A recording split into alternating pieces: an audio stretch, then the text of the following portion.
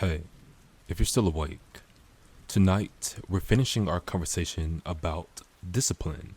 And I think most people imagine discipline as saying no. No to comfort, no to distractions, no to temptation. But I don't think discipline is really about saying no. I think discipline is about saying yes. Yes to something bigger.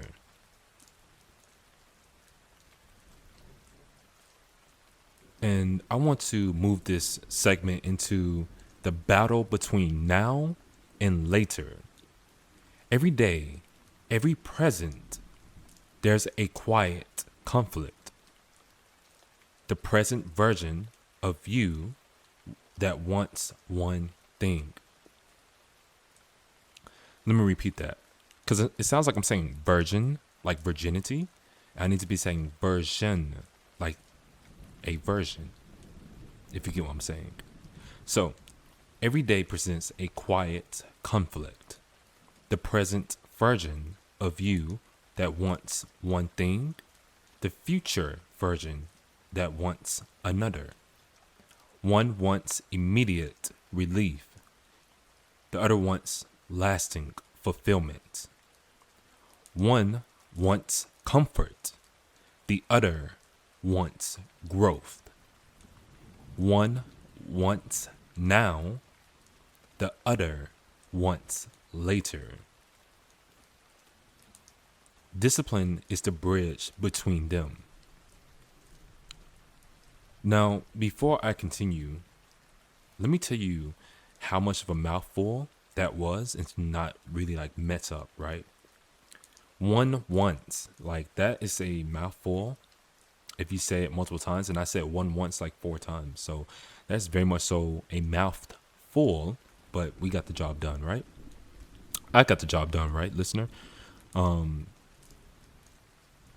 Because one wants comfort, the other wants growth. One wants now, the other wants later.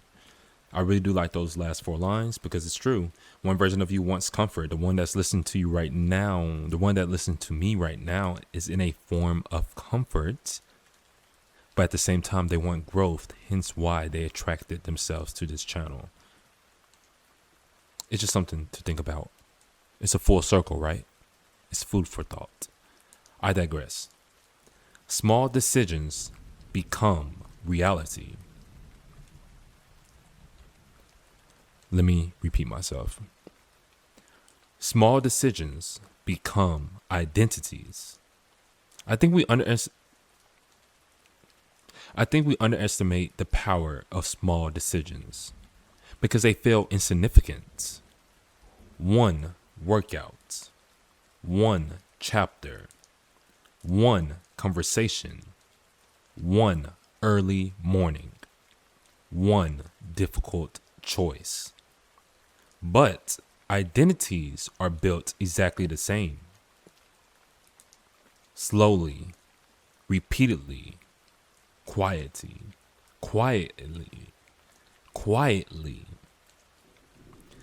Let me repeat that. But identities are built exactly that way. Slowly, repeatedly, quietly. Because you're becoming that person. You're becoming the person that you always wanted to be. Eventually, the goals change. It stops being about the outcome. It becomes about the person. Because the greatest reward of discipline isn't achieving something. It's becoming someone.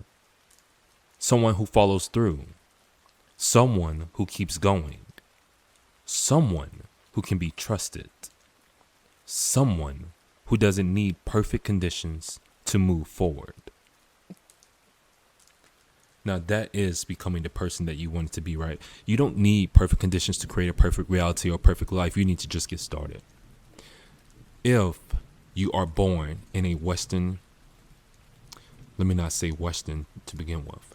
If you are born in a first world country, you do not need perfect conditions. You do not need a perfect reality. You do not need a perfect setup. You need to just continue forward. You need to start. You need to make that first step, because every single person in a first world country, no matter the circumstance, unless they're disabled or extremely unhealthy, no matter the circumstance, as long as you keep an able body, you don't have to be extremely fit,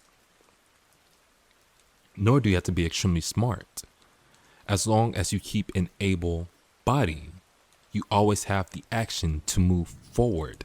No wonder they say America is the land of opportunity, which is not just America, it's any first world country. Any first world country will give you the opportunity to be the person you need to become, to have the things you want, to live the life that you desire. It just takes discipline, hard work, and discipline. For example, if I was Tiger Woods and I had a golf club in my hand at 6 years old, I don't know his story, so I'm just making this up.